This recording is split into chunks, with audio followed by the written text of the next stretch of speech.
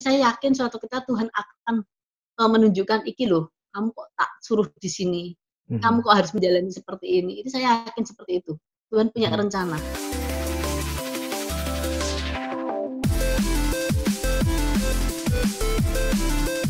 Hai, halo apa kabar? Setelah lama tidak ketemu, akhirnya hari ini ketemu lagi Drealog bersama saya Dre Christian, dan tentunya semoga hari ini Anda dalam keadaan sehat, Anda dalam keadaan yang menyenangkan.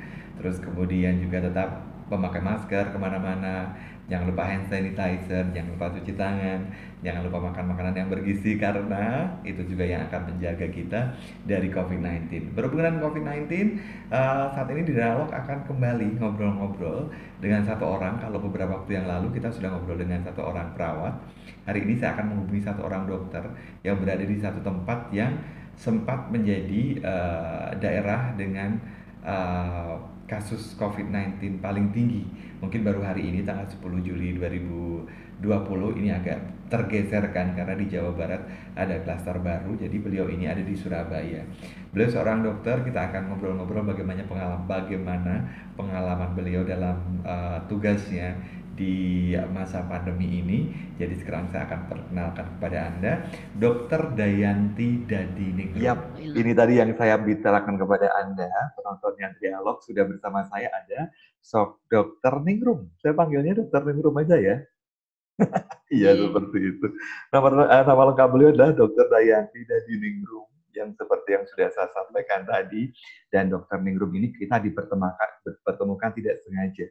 Karena hari ini saya baru bertemu dengan beliau tepat di ulang tahun 56. Jadi kalau misalnya sudah nonton Dialog di beberapa waktu yang lalu, ada satu orang penari, Mas Darmawan Dadijono. Nah, ini adalah kakaknya yang saya akan ajak ngobrol hari ini. Dokter, selamat siang, apa kabar? Selamat siang, puji Tuhan, luar biasa sekali, brother. Iya, sehat ya dok ya? Puji Tuhan, sehat. Ya. Ini berarti memang pas baru di rumah atau gimana ini dok? Kami mulai kemarin memang di rumah, karena kemarin beberapa waktu yang lalu sempat positif. Oke, kita akan. Nah, sebelum ke cerita yang itu dok, karena dokter tadi malam ketika saya hubungi Pak Frater, ini saya sempat agak-agak stres loh, ada apa ini? Nanti kita akan cerita, tapi kita ke depan dulu dokter, kita balik flashback dulu. Ini dokter itu ada di Surabaya ya dok ya? Siap ya. Nah dok, ini kalau boleh bercerita, dokter ini bertugas di mana dokter? Saya bertugas di Puskesmas Krembangan Selatan yang berada di Surabaya Utara. Di Surabaya. Satu dari puskesmas dari 63 puskesmas di Surabaya, salah satu. Salah satu ya. Nah dok, sudah berapa lama dok di situ dok? Saya di Puskesmas Krembangan Selatan sudah mulai tahun 2008. 2008. Jadi 12 tahun. Sudah 12 tahun ya di situ ya. Sudah lama, sudah mengenal lingkungannya di situ. Nah dokter, kalau boleh kita ceritakan dalam situasi COVID sekarang ini, situasinya gimana dok di situ dok? Karena kan kita nggak tahu ya, kita bicara soal lingkupnya dokter saja di puskesmas ini. Memang Surabaya akhir-akhir ini memang agak menjadi perhatian karena cukup tinggi gitu. Nah kalau dokter sendiri di lingkungan dokter seperti apa dok? Ya, saya kan berada di wilayah Surabaya Utara, yang penduduknya memang banyak, padat, dan puskesmas kami ini membawai 3 kelurahan. Kemayoran, Perak Barat, dan Krembangan Selatan sendiri. Nah, kebetulan di pertengahan Maret, itu memang ada satu pasien COVID yang berada dari kelurahan kami, di Kelurahan Kemayoran. Seperti itu. Nah, makin ke sini kok makin banyak di titik tersebut, di salah satu kelurahan itu, yang pasien COVID-nya itu ada yang meninggal 3 waktu itu, di pertengahan Maret. Pertengahan Maret. Nah, ini yang pertengahan Maret. Di daerah lain di Surabaya belum sebanyak itu, di tempat kami sudah banyak sekali waktu itu. Ini membuat kami juga harus bekerja keras untuk men-tracing ya, untuk men-tracing dari kampung tersebut. Karena di kampung tersebut memang ada satu pasar namanya Pasar PPI. Sebetulnya Pasar PPI ini kepanjangan dari zaman dulu, zaman kemerdekaan itu eh, pusat perjuang lupa aja. Jadi kami ini akhirnya setelah dari 3 keluarga yang positif dan yang meninggal kita tracing, kita lakukan pemeriksaan lebih lanjut, kemudian dirapid, dan ternyata memang makin banyak yang sudah terpapar. Iya, di kelurahan tersebut, sehingga saat bulan April kelurahan tersebut nomor 1 di Surabaya. Aduh, nomor 1-nya jelek sekali, ya. Gitu. Yang membuat kami ini juga harus bekerja keras karena kan saat awal-awal dari kejadian tersebut APD kami juga belum cukup. Waduh. Jadi kami sendiri, ya kemudian kita beli sendiri untuk jas hujan dulu. Saat itu kan darurat ya. Kalau untuk masker saat itu masih cukup, masker, handscoon. Kalau untuk yang hazmat ini kita benar-benar di awal beli sendiri untuk jas hujan. Kemudian seminggu kemudian dari teman komunitas ME itu ada yang memberi saya 4 hazmat. Nah, kemudian 2 hari kemudian ada teman dari gereja paroki lain yang mengirimi saya 103 hazmat. Luar biasa. Teman-teman dari komunitas ini, sehingga dari 103 ini tidak hanya saya pakai sendiri ya di puskesmas, tapi teman yang puskesmas lain juga. Kita bagi berdua. Itu. Nah, setelah itu baru mulai ada banyak donatur-donatur melalui Pemkot yang ke puskesmas. Nah dokter, pada saat itu bentuk tracingnya gimana? Door to door atau mencari orang yang tadi di pusat pasar tadi atau gimana dok? Ya kita kan dapat notifikasi dari pemerintah Kota Surabaya, dari Dinas Kesehatan, kita datangi ke rumahnya dulu saat itu. Karena dan kami hanya paling memakai masker sama handscoon ya untuk petugas. Saat itu belum terpikir untuk memakai hazmat. Ya, nah terus kemudian karena juga ada yang menolak kalau didatangi petugas dari puskesmas. Sampai ada yang mengelabui kami, oh orangnya pergi, oh anak saya nggak ada, seperti itu. Nah, terus tapi dengan pendekatan yang melalui RT, melalui kelurahan, dan juga membantu kami ya juga kemudian ini janjian sama pasien, ya udah kalau nggak mau didatangi kami, ya monggo ke puskesmas untuk kita tindak lanjuti seperti itu. Iya. Nah dok, kalau apakah alasan dari orang-orang yang tidak mau ini karena itu dok, karena apa sih stigma yang seperti itu? Ya, benar sekali, sampai sekarang loh, brother. Sampai sekarang masih ada yang menolak kami datangi. Ya, jadi masih sesuatu yang aib ya kalau untuk masyarakat Surabaya menganggap COVID ini aib bagi warganya. Jadi sehingga kalau di pemerintah Kota Surabaya ini kan kalau ada yang konfirmasi positif setelah yang bersangkutan konfirmasi tadi diisolasi atau dikarantina ya di rumah sakit ataupun di asrama haji yang sudah disiapkan pemerintah, kan ada anggota keluarganya. Lah anggota keluarganya kan juga mendapatkan permakanan. Permakanan dan pokak telur itu dari pemerintah kota. Lah kita kan yang ngantar. Ada petugas kelurahan yang ngantar pemakanannya, kalau kami ngantar pokaknya. Nah mereka ini malu kalau ada mendapat seperti itu. Penolakan juga. Iya. Nah, dokter kalau untuk saat ini perkembangannya gimana dok? Apakah tetap bertambah atau sudah statis untuk yang di tempat dokter sendiri? Saat ini terus terang kalau di tempat saya ya otomatis sudah nggak terlalu setinggi di awal-awal ya. Tetapi untuk Surabaya secara umum masih tinggi. Iya. Kelurahan yang lain. Nah, kalau untuk saya, wilayah dari 3 kelurahan yang awalnya hanya 1, sekarang sudah ada merembet ke wilayah yang satunya lagi, kelurahan lain. Kelurahan itu juga di rumah saya, ada di rumah saya juga. Jadi, karena dari data kami ini yang kemarin kita ini kan setiap ini harus melaporkan ke Pemkot ya. Jadi sampai sekarang itu total untuk pasien di tempat kami yang sudah sembuh maupun masih rawat jalan ataupun rawat inap, ini ada 234 di wilayah saya sendiri. Wih, banyak ya dok ya. Iya. Dok, sejauh ini untuk petugas di puskesmas dokter, petugas kesehatannya ada berapa banyak dok? Kalau saya 54 dengan saya. Jadi kebetulan saya juga kepala puskesmas, dokter umum diberi sama sebagai kepala puskesmas. Seperti itu. Saya juga, ya gitu. Ya berarti kemarin sebagai kepala puskesmas harus memikirkan ini pasti pusing sekali gitu ya dok ya. Memberikan pengertian kepada juga. masalah nggak hanya penyakitnya, tapi sosialnya, dokter, yang iya. Ya, memberikan pengertian kepada masyarakat juga susah juga ya, Dok, ya, untuk Iya, mereka mengerti apalagi kalau itu. ada meninggal di rumah. Heeh. Wow, itu luar biasa. Nah, Ya, Dok, jadi pernah kejadian ada konfirmasi yang positif, keluarga tersebut, orang tuanya memang kami rapid karena sudah terlalu tua. Nah, suatu ketika dia meninggal, warga maupun modinnya kan nggak berani memandikan atau menangani.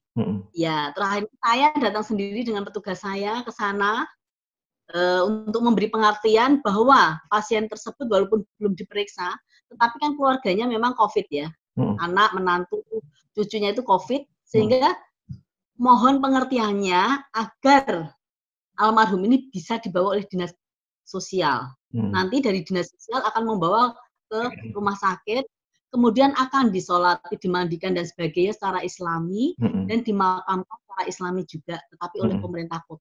Nah, ini memberikan pengertian ini yang harus benar-benar kita turun ya, maksudnya harus memberi pengertian orang yang berduka ini kan juga luar biasa susahnya. Seperti itu. Iya. Nah, dokter, ketika kemarin kan tadi dokter menyampaikan sempat positif ini ya. Nah, maksudnya reaktif gitu ya mungkin. Ceritanya gimana, Dok? Sampai pada tahapan apa, Dokter? Ya. Jadi kalau untuk saya sendiri ya. Untuk dokter sendiri. Ya. Jadi begini, staf saya ini kita kan sebagai petugas juga mendapat fasilitas untuk dirapid. Di bulan April ya. April lah. Kemudian semua non reaktif, hanya satu yang reaktif. Kemudian ini perawat saya. Setelah itu dia di swab ternyata positif. Udah, dia sudah saat di rapid reaktif, kita sudah suruh dia isolasi mandiri. Pulang kamu dulu sambil nanti nunggu swabnya, PCR-nya. Nah, setelah itu dia rawat inap. Kemudian ini bulan Maret, sorry. Kemudian saya bulan bulan April di rapid lagi, ada 3 yang reaktif dari petugas saya. Nah, dari sini kan di swab lagi, di swab ternyata 2 yang positif. 2 positif. Nah, setelah itu dari Dinas Kesehatan menginformasikan ke kami, karena sudah ada 2 yang konfirmasi, puskesmas semua harus di swab. Jadi kami ini swabnya karena memang ada petugas kami yang positif 2. Lebih dari 2, kita di swab semua. Itu saya di swab tanggal 25 Juni. Oleh petugas kami sendiri. Nah, ya sudah, kita biasa saja. Nggak taunya pas tanggal 6 sore, saya diberitahu PJ saya, kapus dan 5 staf positif. Tapi belum ada namanya untuk teman-teman saya. Aduh, ya saya ya saat itu juga kaget juga ya. Berarti tahapannya bukan hanya reaktif, tapi sudah positif ya, Dok?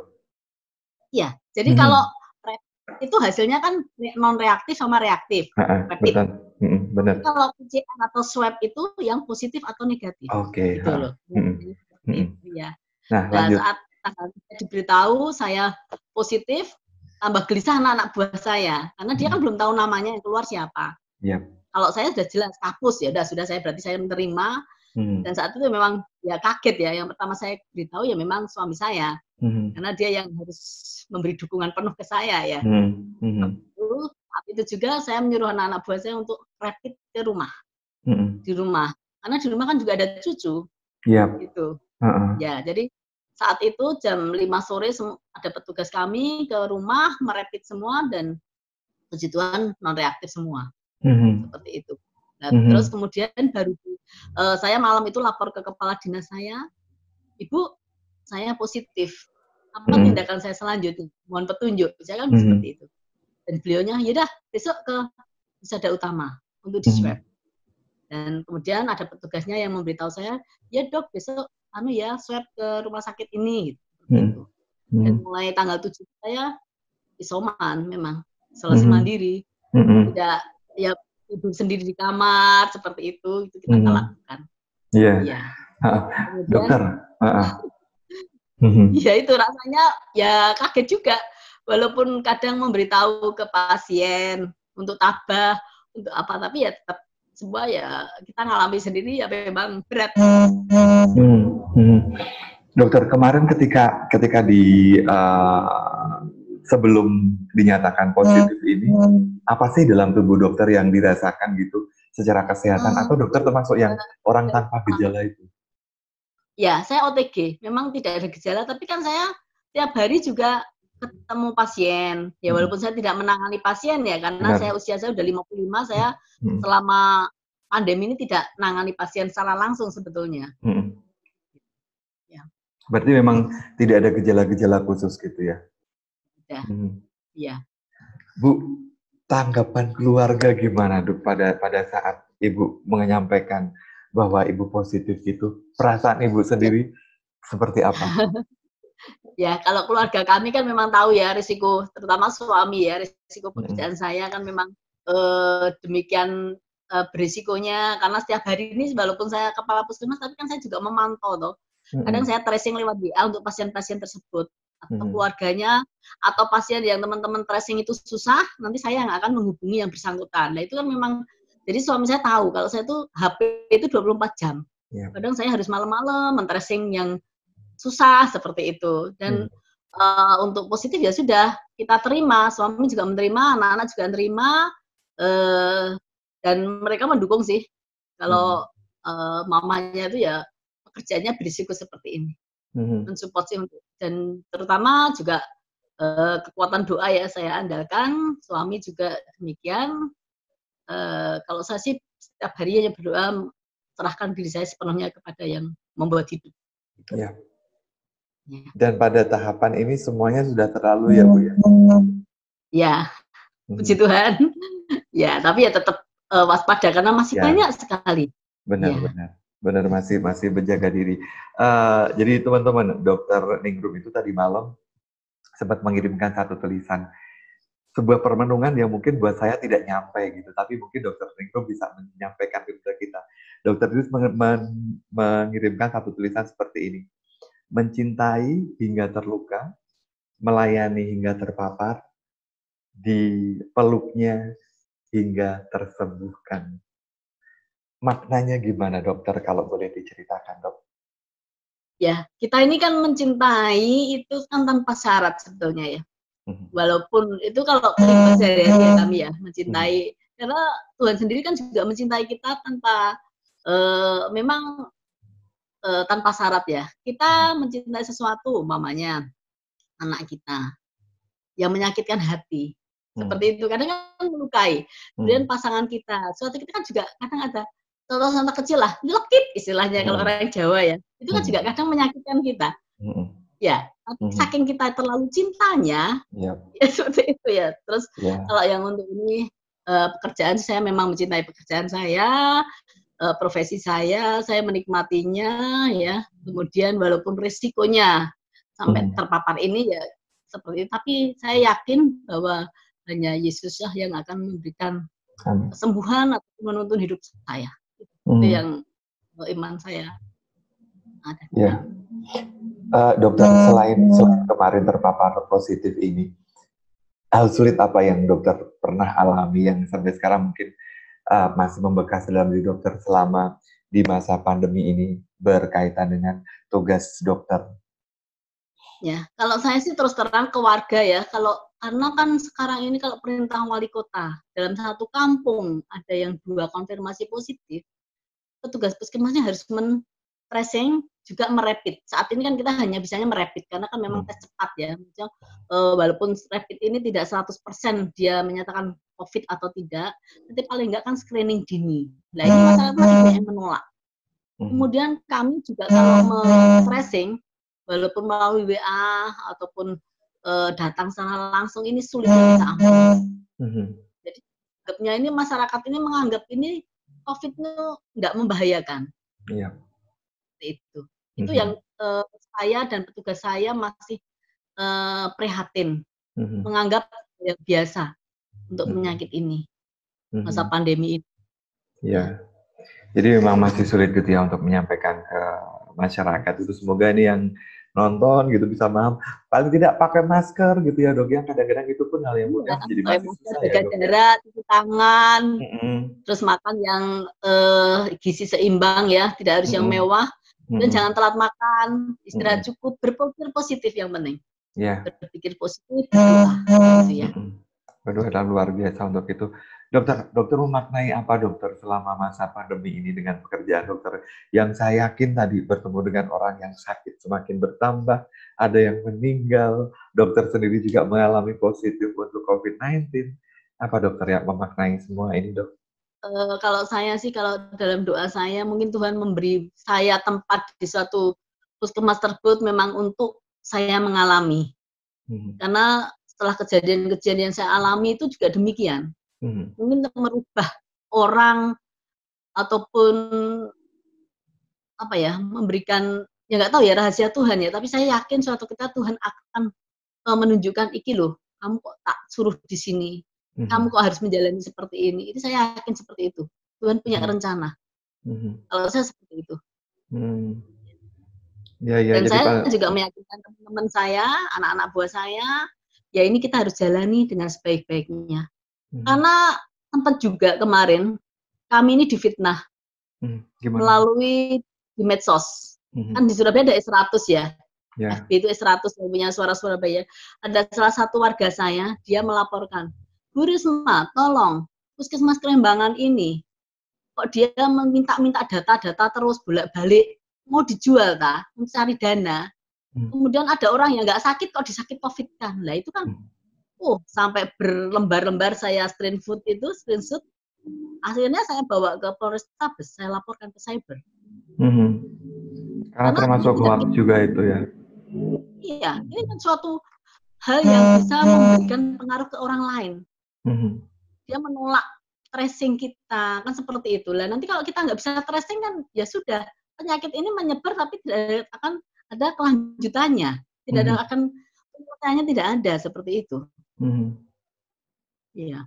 Iya, jadi memang paling tidak memang berita-berita yang di luar sana yang kadang-kadang membuat ini loh perjuangan teman-teman kita, dokter, para petugas kesehatan yang sudah luar biasa, itu kadang-kadang dipatahkan oleh hal-hal yang seperti tadi, hoak-hoak yang kadang tidak jelas seperti tadi ya dok ya. Iya. Dokter, kedepannya ini ada rencana-rencana khusus dari puskesmas dokter untuk mengatasi, mengurangi lagi penyebaran COVID di lingkup puskesmas nggak dok? Ya, ini kita ya ini berupaya sebaik-baiknya, kemudian juga ke masyarakat juga memberikan informasi yang sejelas-jelasnya lagi. Dan kita mengajak bergandengan tangan dengan lintas sektoral ya, kelurahan, kecamatan, seperti itu. Tetap kita lakukan. Ya, dan kita tidak bisa berjalan sendiri. Benar. Karena perjuangan masih panjang ya dok ya kayaknya ya dok ya. Siap, ya. Masih panjang sekali. Oke dokter, terakhir dok, pesan untuk para penonton Dialog dokter berkaitan dengan COVID-19 ini silakan. Ya, jaga imunitas diri sendiri dengan sebaik-baiknya, daya tahan tubuh dikuatkan dengan itu tadi, pola hidup sehat ya, cuci tangan, kemudian juga pakai masker selalu setiap saat ya, keluar rumah maskeran, kemudian jangan bergerombol. Saat ini kalau ada yang meninggal misalnya, kita nggak usah ikut takziah. Ada doa, hindari dulu. Pesta-pesta nggak usah diikuti dulu, karena kita tidak tahu yang ketemu dengan kita ini positif atau tidak. Bagi OTG kan seperti itu. Kemudian jaga pola makan, istirahat cukup, berpikirnya positif. Kalau berita-berita yang hoax nggak usah dibaca. Kemudian juga yang penting berdoa. Semua adalah yang mengatur yang di atas. Hanya Tuhan yang kita punyai, itu yang akan menguatkan kita. Oke. Dokter Ningrum, terima kasih. Sudah kersa saya ajak ngobrol di Dialog ini. Yang pasti sehat terus dokter. Ini masih work from home sampai kapan dokter? Ya, sampai tanggal 20. Sampai tanggal 20. Ya kalau nggak gini nggak cuti. Bener. Semoga dokter sehat terus, karena kemarin pasti juga fisik, kemudian pikiran juga begitu terkuras. Mungkin kalau sisi positifnya menurut saya mungkin ini cara Tuhan untuk membuat dokter istirahat dulu, mengumpulkan tenaga lebih banyak untuk besok bekerja, melanjutkan apa yang sudah dikerjakan kemarin dokter. Ya. Terima kasih, Frater. Sukses selalu. Dokter, terima kasih. Sekali lagi selamat ulang tahun. Sehat terus. Terima kasih. Salam buat Bapak, salam buat cucu, Selamat buat Ya, putra-putrinya. Semoga semuanya sehat. ya, Dan benar. ini segera berlalu ya, Dok ya. Terima kasih, Dokter. Mari. Selamat Ya.